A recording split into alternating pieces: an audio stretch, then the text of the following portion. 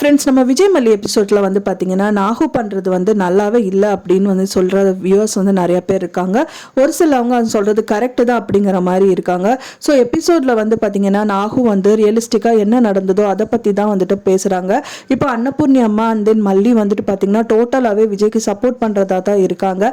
ஏன்னா வந்து பார்த்தீங்கன்னா அவர் எப்படியோ இப்போவாது மாறினாரே அப்படிங்கிற மாதிரி தான் இருக்குது. பட் ஆனால் நாகு வந்து பார்த்தீங்க அப்படின்னா முதல் வந்து அவருக்கு சொத்து இருக்கும்போது வசதியாக இருக்கும்போது மல்லியை ரொம்பவே கேவலமாக வந்து ட்ரீட் பண்ணுறது மட்டும் இல்லாமல் வீட்டை விட்டு வெளியில் போக நிறைய விஷயங்கள் வந்து பண்ணதான் செஞ்சாங்க.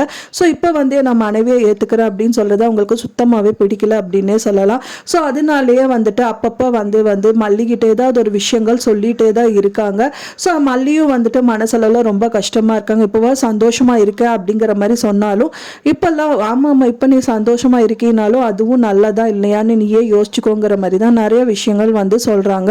ஏன்னா வந்துட்டு பார்த்தீங்கன்னா முதல் வசதியாக இருக்கும்போதெல்லாம் துரத்தி விட்டாரு. இப்போ வசதி இல்லை அப்படிங்கிறதுனால தானே இப்போ நீ தானே இருக்க அப்படிங்கிறதுக்காக வந்துட்டு இருக்காரு. உங்ககிட்ட இப்படி நடிக்கிறதா கூட இருக்கலாங்கிற மாதிரி எல்லாம் தான் சொல்றாங்க. ஸோ அதெல்லாம் மல்லி வந்து ஏத்துக்கல. ஏன்னா மனசளவில் அவர் வந்து திருந்திட்டாரு அப்படின்னு தான் நினைச்சிட்டு இருக்காங்க. இப்போ வந்து அவங்களோட மெயின் எண்ணம் என்னன்னா மல்லியும் விஜயும் வந்துட்டு நல்லா சம்பாதிக்கணும், நல்ல நிலைமையில வரணும். முதல் விஜய் எப்படி இருந்தாலும் ஸோ அதே மாதிரி வந்து ஒரு 4 பேருக்கு சம்பளம் கொடுக்குற அளவுக்கு உயரணும் அப்படிங்கிறது தான் அவங்களோட மெயின் குறிக்கோள்.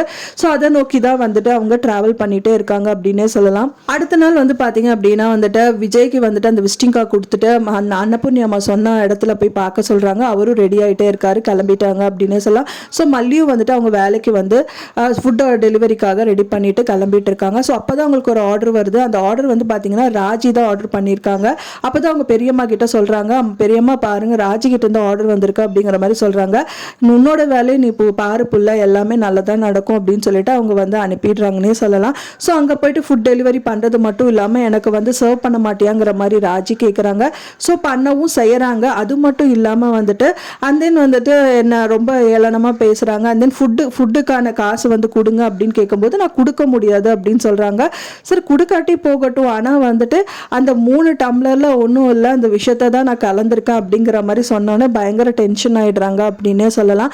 ஸோ இந்த மாதிரி விஷயம் பழைய மல்லியை வந்துட்டு கொஞ்சம் கொஞ்சமாக நம்மளால பார்க்க முடியுது. எவ்வளோதான் அடித்தாலும் கொஞ்சமாவது நம்ம திருப்பி அடிக்க மாட்டோமா அப்படிங்கிற மாதிரி தான் எபிசோட்ஸ் வந்து போயிட்டு இருக்கு. ஸோ இதை பார்க்கும்போதே சந்தோஷமா இருக்கு. மல்லி மட்டும் இல்லை விஜயும் திருப்பி அடிக்க தான் செய்வாங்க அவங்களோட வளர்ச்சியில அப்படின்னே சொல்லலாம். ஸோ இதை வந்துட்டு நான் ரொம்பவே வந்து எக்ஸைட்டடாக பார்க்க இருக்கேன். ஃப்ரெண்ட்ஸ், நீங்கள் என்ன நினைக்கிறீங்க அப்படின்னு சொல்லிட்டு உங்களோட கருத்துக்களை மறக்காம எனக்கு கமெண்ட்ல ஷேர் பண்ணுங்க.